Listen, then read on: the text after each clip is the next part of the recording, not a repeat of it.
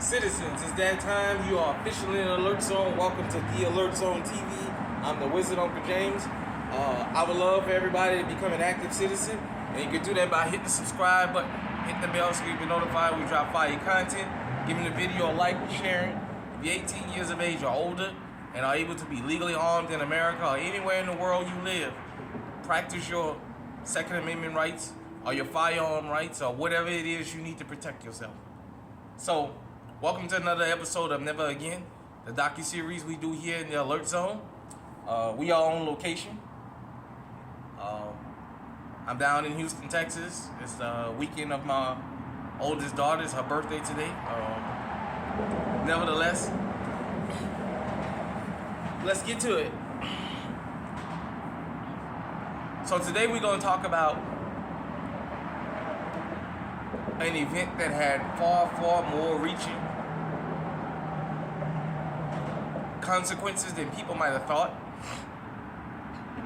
and it should have went down in history as something that it actually turned out not to go down in history as.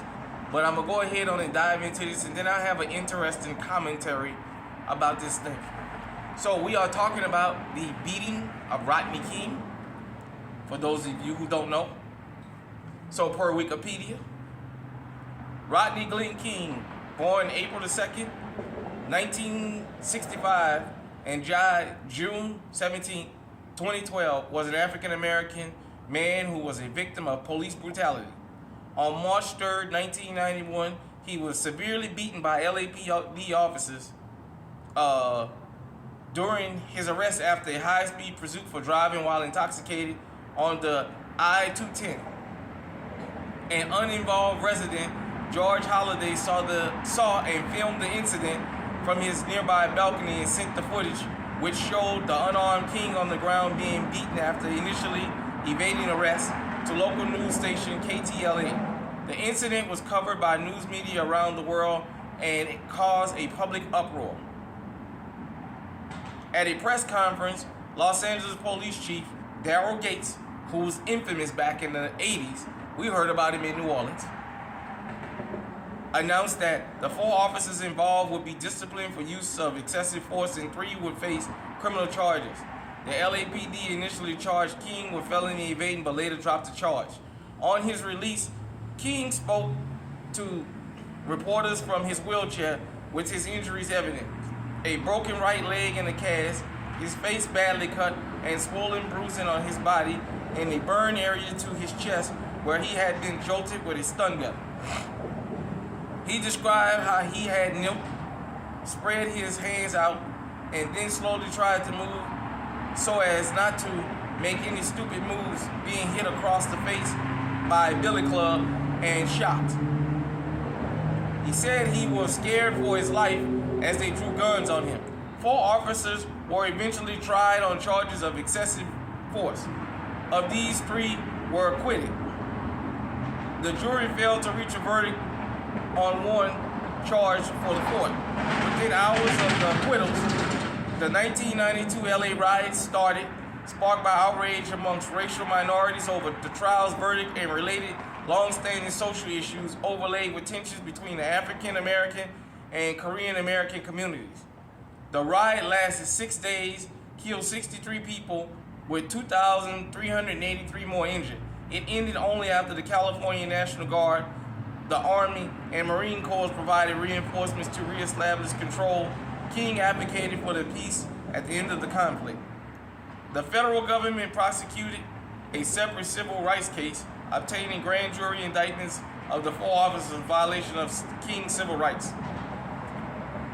Their trial in a federal district court ended in April 1993 with 2 of the officers being found guilty and sentenced to serve prison terms. The other 2 were acquitted of the charges. In a separate civil lawsuit in 1994, a jury found the city of Los Angeles liable, and King was awarded $3.8 million in damages. So everybody, there you have it. The LA riots. I was in the 7th grade when the LA riots broke out in 92. We sat home, well, at school actually, and watched it on TV. We watched LA burn. Around the country, especially in New Orleans, the police department was on high alert because they was afraid of just spreading. As you heard in the article, there were already some racial issues. But let me give you an interesting take on the whole Rodney King situation. You know, here in the alert zone, we always tell you guys and girls, we want you to be law-abiding citizens. Have your driver's license, registration, proof of insurance. Make sure your tags are up to date. All your lights are working. You're obeying the speed limit. You have your seatbelt on. We tell you all these things because we understand here at the alert zone, especially me from experience, what it's like to get stopped and just probably like a lot of y'all get beat, get harassed, go through the whole, nonsense. Rodney King was in a high-speed chase. And in no way am I condoning what happened to him. But at this time, for those of you who were not born, even in New Orleans, the show Cops had started. The very first episode of Cops was filmed, I believe, in LA. We knew about Daryl Gates. We knew about the batter ram. We knew about all that. And it was like that across the country. All major police departments had head busters, as they do today. Every police department has at least one head buster on it. Period, point blank. The mere fact that he got in a high-speed chase in LA and the fact that he survived was a miracle on top of it. I remember a lot of people, black folks around the country, celebrating that finally what NWA and many of the rap groups had talked about, what the black community had talked about for years, was finally on video again. So this time, there shouldn't be no reason to find him not guilty, and they beat those charges. So, the LA riots happened. If you go back to the beginning of this docuseries, I talked about Latasha Harlins. Shout out to Ice Cube. For those of you who don't know, Ice Cube's earliest music was very, very politically motivated. And he would always talk about Koreatown, Lil Korea, and how the blacks and the Koreans had a lot of issues. The LA riots compounded with Latasha Harlins, compounded with the outside appearance of integration, but the inside truth of basically separation that goes on in Los Angeles with the gangs and all this different thing. It was just a boiling pot that blew over. Because in this country, we refuse to hold those who take an oath accountable. An American city was allowed to burn. As I'm speaking to you, and as I understand it, there are still parts of LA and LA County that has not recovered from those riots. LAPD, under Daryl Gates, Rafael Perez, who was the catalyst for Training Day. Denzel's character was an actual real-life cop. The LA Sheriff's Department, under the shot caller, Alex Villanueva, the former sheriff, that had the banditos and the executionist gangs.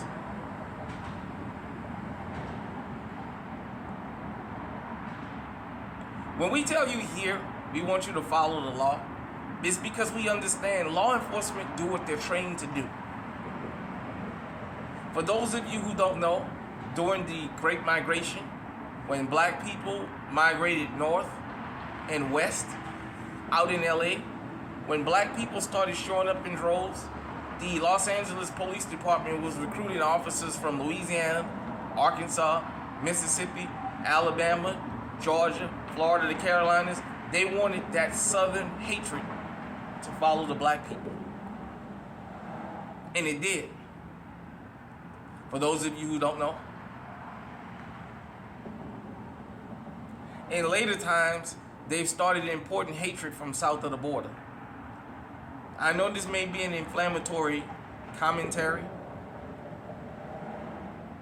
but they've allowed people to come from Spanish-speaking countries that brought their hatred of the darker-skinned people to that area. So much to the point that the mayor of Compton was accosted by the LA Sheriff's Department, and they told her they didn't give a damn about her being the mayor. This is the way we treat N-words, period, point blank. We all watched Rodney King take an ass whooping. That most people would say he didn't deserve what happened to him. But I say this. Why take a chance? Why take a chance on putting yourself in that position? You know, part of being on alert is to make smart decisions, to make life-saving decisions. Sometimes you gotta live and let live. And that's coming from a former hothead. Sometimes you gotta let things go. You know you live in LA. You know the LAPD was notorious for beating black men and dropping them off in Hispanic neighborhoods, gang neighborhoods, hoping they would be attacked. And doing the same thing to Hispanic men, beating them, dropping them off in black neighborhoods, hoping they would be attacked.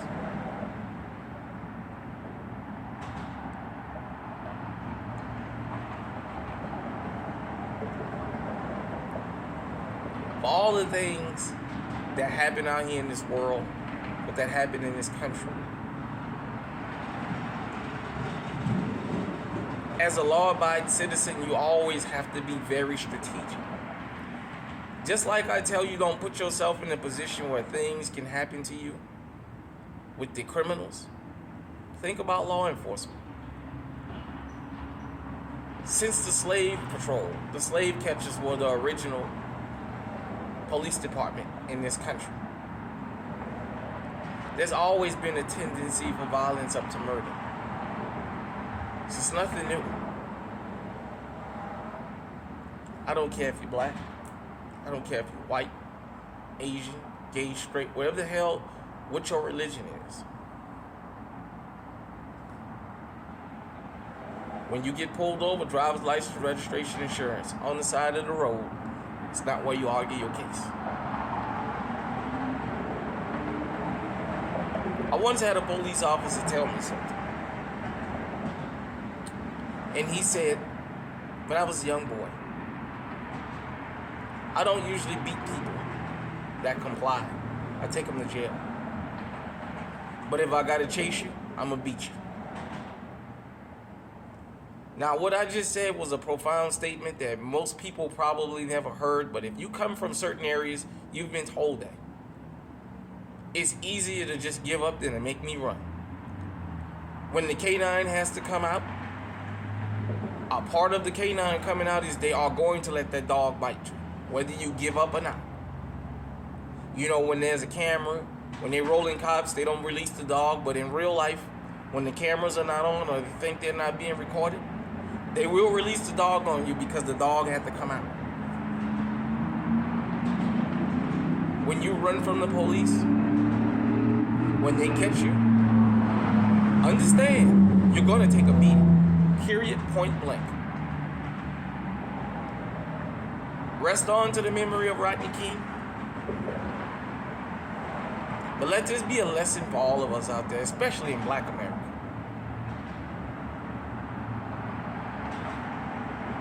Use your head. A simple fleeing from the cops ruined the rest of that man's life.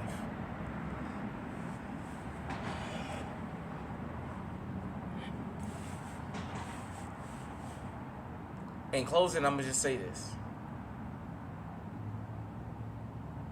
As a law-abiding citizen,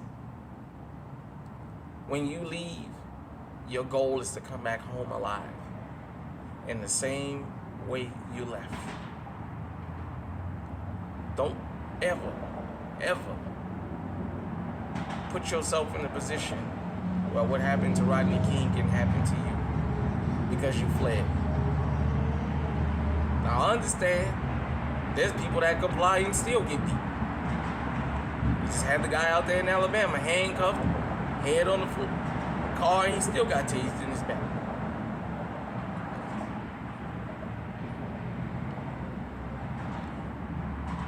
Rodney King was seen as a catalyst for police brutality and use of force. But Rodney King brought out the ugly racial disparities that LA have, and it brought out a lot of the racial differences, which is why, after Ice Cube warned the Koreans for years this would happen one day, there was a gunfight in Koreatown.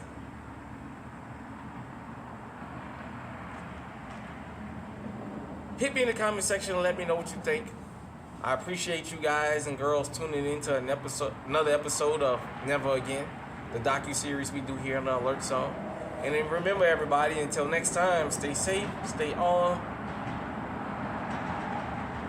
and follow the law. Stay on high alert.